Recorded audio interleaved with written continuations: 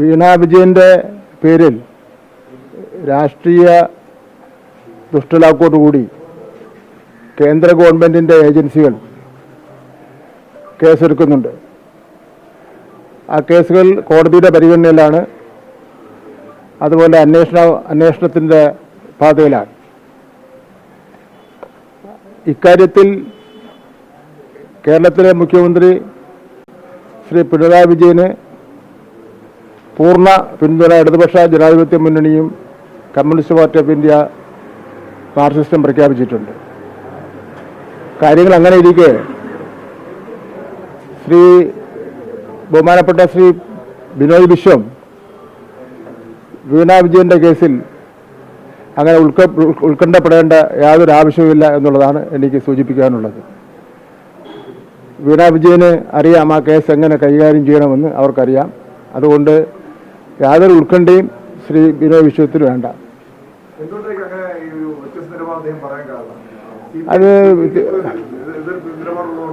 അതെന്താണെന്ന് അറിയില്ല. അദ്ദേഹം പറയേണ്ടിയിരുന്നത് ഇടതുപക്ഷ ജനാധിപത്യ മുന്നണിയുടെ യോഗത്തിലാണ് പറയേണ്ടിയിരുന്നത് എന്ന് മാത്രമല്ല, ഇപ്പോൾ പിണറായി വിജയൻ നയിക്കുന്ന ഗവൺമെൻറ് എന്ന് പറയാൻ പാടില്ലെന്നാണ് ബിനോയ് വിശ്വത്തിന് പുതിയൊരു കണ്ടുപിടുത്തം. ഇടതുപക്ഷ ജനാധിപത്യ മുന്നണിയുടെ നേതാവായിട്ടുള്ള പിണറായി വിജയൻ നയിക്കുന്ന ഗവൺമെൻറ് എന്ന് തന്നെയാണ് എല്ലാവരും പറയുന്നത്. അങ്ങനെ തന്നെയാണ് ക്യാബിനറ്റ് അജണ്ടയിൽ അടിച്ചു വരുന്നത്. ഇനി ബിനോയ് വിശ്വം മുഖ്യമന്ത്രിയായാലും ബിനോയ് വിശ്വം നേതൃത്വം കൊടുക്കുന്ന ഇടതുപക്ഷ ജനാധിപത്യ മുന്നണി എന്ന് തന്നെയായിരിക്കും പറയാൻ വേണ്ടി പോകുന്നത്. അതിലൊന്നും ഒരു അസൂയം കുശുമ്പിൻ്റെ ഒന്നും ഒരു ആവശ്യമില്ല എന്നുള്ള കാര്യമാണ് എനിക്ക് സൂചിപ്പിക്കാനുള്ളത്. മറ്റൊരു കാര്യം, PM ശ്രീ പദ്ധതിക്ക് നടപ്പിലാക്കുന്നതിനെ സംബന്ധിച്ചിടത്തോളം ഒരു വ്യത്യസ്ത അഭിപ്രായമാണ് ശ്രീ ബിനോയ് വിശ്വം രേഖപ്പെടുത്തിയിട്ടുള്ളത്.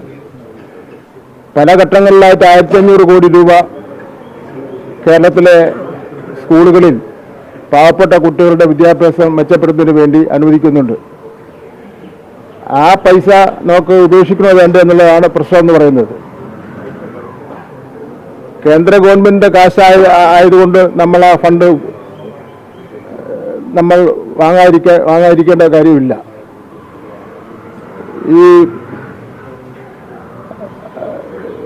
PM ശ്രീ പദ്ധതി നടപ്പിലാക്കിയത് കൊണ്ട് ഇടതുപക്ഷ ജനാധിപത്യ മുന്നണിയുടെ വിദ്യാഭ്യാസ രംഗത്തെ നയത്തിൽ നിന്ന് പിന്നോട്ട് പോകുന്ന പ്രശ്നവും ഇല്ല. ഇപ്പോൾ കേരളത്തിലെ വിദ്യാഭ്യാസ ചട്ടങ്ങളും നിയമങ്ങളും ഉണ്ട്. ആ വിദ്യാഭ്യാസ ചട്ടങ്ങളും നിയമങ്ങളും അനുസരിച്ചാണ് കാര്യങ്ങൾ നടത്തിക്കൊണ്ട് പോകുന്നത്. പാഠപുസ്തകത്തിൻ്റെ കാര്യത്തിലായിരുന്നാലും പരീക്ഷാഫലത്തിൻ്റെ കാര്യത്തിലായിരുന്നാലും എല്ലാ കാര്യങ്ങളിലും അക്കാഡമിക്കായിട്ടുള്ള എല്ലാ കാര്യങ്ങളിലും കേരള ഗവൺമെൻറ് എടുക്കുന്ന തീരുമാനമാണ് നടപ്പിലാക്കിക്കൊണ്ട് ഇരിക്കുന്നത്. മറ്റൊരു കാര്യമുള്ളത്, അടിസ്ഥാന സൗകര്യങ്ങൾ 5000 കോടി രൂപയുടെ അടിസ്ഥാന സൗകര്യങ്ങൾ കേരളത്തിലെ ഇടതുപക്ഷ ജനാധിപത്യ മുന്നണി ഒരുക്കി കഴിഞ്ഞു. അത്തരം സ്കൂളുകളിൽ പ്രധാനമന്ത്രിയുടെ പേരെഴുതി വയ്ക്കണമെന്നുള്ളതാണ്. NEP ഞാൻ വായിച്ചു നോക്കിയപ്പോൾ അങ്ങനെ ഒരു സ്ഥലത്തും അത് പറഞ്ഞിട്ടില്ല.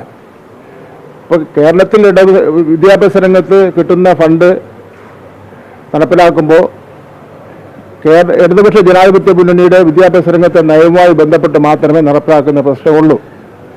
ഇപ്പോൾ കേന്ദ്ര ഗവൺമെൻറ് തന്നെ പാഠപുസ്തകങ്ങളിൽ അവിടെ ചില പാഠഭാഗങ്ങൾ വെട്ടിക്കളഞ്ഞ വിഷയം ഉണ്ടായപ്പോൾ ബദൽ പാഠപുസ്തകം ഇറക്കിയ സംസ്ഥാനം കേരളമാണ്. ശ്രീ ബിനോയ് വിശ്വം ഇതെല്ലാം വിസ്മരിക്കുന്നത് ശരിയല്ല. എന്ന് മാത്രമല്ല, 1500 കോടി രൂപ കേന്ദ്ര ഗവൺമെൻറ്റിൽ നിന്ന് പല ഘട്ടങ്ങളിലായി കിട്ടാനുണ്ടെന്ന് പറഞ്ഞപ്പോൾ അതിൽ സംശയമുണ്ടെന്നാണ് പറയുന്നത്. ഞാനൊരു കാര്യം ചെയ്യാം, ബഹുമാനപ്പെട്ട ബിനോയ് വിശ്വം ഒരു സമയം നിശ്ചയിച്ചാൽ അദ്ദേഹത്തിൻ്റെ ഓഫീസിൽ ചെന്ന് ഈ കാര്യങ്ങൾ ബോധ്യപ്പെടുത്തി കൊടുക്കുന്നതിന് വേണ്ടി തയ്യാറാണ്. അപ്പോൾ ആരോ തെറ്റിദ്ധരിപ്പിച്ചിരിക്കുന്നു എന്നുള്ള കാര്യമാണ് ഉള്ളത്. മറ്റൊരു കാര്യം, കൃഷി ഡിപ്പാർട്ട്മെൻറ്റിൽ, കൃഷി മന്ത്രാലയം കേരളത്തിൽ കേന്ദ്ര ഗവൺമെൻറ് 3 പ്രോജക്റ്റുകൾ നടപ്പിലാക്കുന്നുണ്ട്. കൃഷി CPയുടെ വകുപ്പാണല്ലോ. പ്രധാനമന്ത്രി കിസാൻ പ്രോജക്റ്റ്, രാഷ്ട്രീയ കൃഷി വികസന യോജന, നാഷണൽ മിഷൻ ഓൺ പരമ്പരാഗത കൃഷി വികസനം എന്നെല്ലാം പറഞ്ഞുള്ള 3 പ്രോജക്റ്റുകൾ കേന്ദ്ര ഗവൺമെൻറ് നടപ്പിലാക്കുകയാണ്. 60% കേന്ദ്ര ഗവൺമെൻറ്റും 40% സ്റ്റേറ്റ് ഗവൺമെൻറ്റുമാണ്. അപ്പോൾ പിന്നെ വിദ്യാഭ്യാസ രംഗത്ത് 60% കേന്ദ്ര ഗവൺമെൻറ്റും 40% സംസ്ഥാന ഗവൺമെൻറ്റുമാണ്. നമ്മുടെ രാഷ്ട്രീയ നിലപാടിൽ ഉറച്ചു നിന്നുകൊണ്ട് കേന്ദ്ര ഗവൺമെൻറ്റിൽ നിന്ന് ന്യായമായി കിട്ടേണ്ട കാശ് വാങ്ങി കേരളത്തിലെ ജനങ്ങളുടെ നല്ല വികസന പ്രവർത്തനങ്ങൾക്ക് വേണ്ടി പ്രയോജനപ്പെടുത്തുക എന്നുള്ള നിലപാടാണ് ഇടതുപക്ഷ ജനാധിപത്യ മുന്നണിയുടെ നിലപാടെന്നുള്ള നിലയാണ് ഉള്ളത്. പ്രതിപക്ഷത്തിൻ്റെ കാര്യങ്ങൾ പറയുന്നതിന് വേണ്ടി ഇവിടെ പ്രതിപക്ഷ നേതാവ് ഉണ്ടല്ലോ. പ്രതിപക്ഷ നേതാവ് അത്തരം കാര്യങ്ങൾ പറയട്ടെ. നമ്മൾ അതിനൊരു തടസ്സം ഉണ്ടാക്കേണ്ട എന്നുള്ളതാണ് പറയാനുള്ളത്.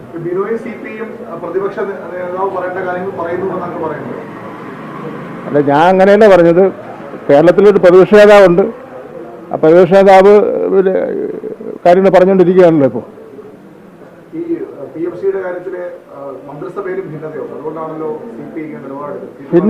ഭിന്നതയൊന്നും ഇല്ലായിരുന്നു.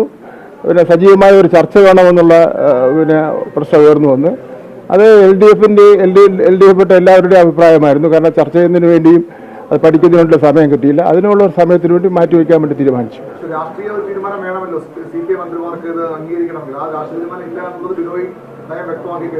അതിനിപ്പോൾ ഒരു രാഷ്ട്രീയ തീരുമാനം എടുക്കാതിരിക്കുകയും ചെയ്യട്ടെ. ഇനി രാഷ്ട്രീയ തീരുമാനം എടുത്തതിന് ശേഷം ക്യാബിനറ്റിൽ കൊണ്ടുവരുന്ന കാര്യം ആലോചിക്കാം.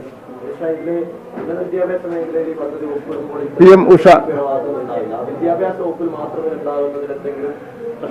ഉന്നത വിദ്യാഭ്യാസ വകുപ്പിന്റെ PM ഉഷ പദ്ധതിയിൽ ഒപ്പിട്ടിട്ടുണ്ട്. അതിൽ പ്രശ്നമൊന്നും ഉണ്ടായിട്ടില്ല.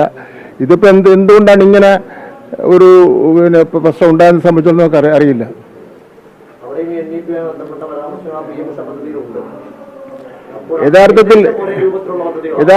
യഥാർത്ഥത്തിൽ നമ്മുടെ കേരള സംസ്ഥാന ഗവൺമെന്റിന് പൊതുവിദ്യാഭ്യാസത്തെ സംബന്ധിച്ചൊരു നയമുണ്ട്. ആ നയത്തിൽ നിന്ന് പുറകോട്ട് പോകുന്ന പ്രശ്നമേ ഇല്ല, ഏത് പ്രോജക്റ്റ് ഇംപ്ലിമെന്റ് ചെയ്താലും.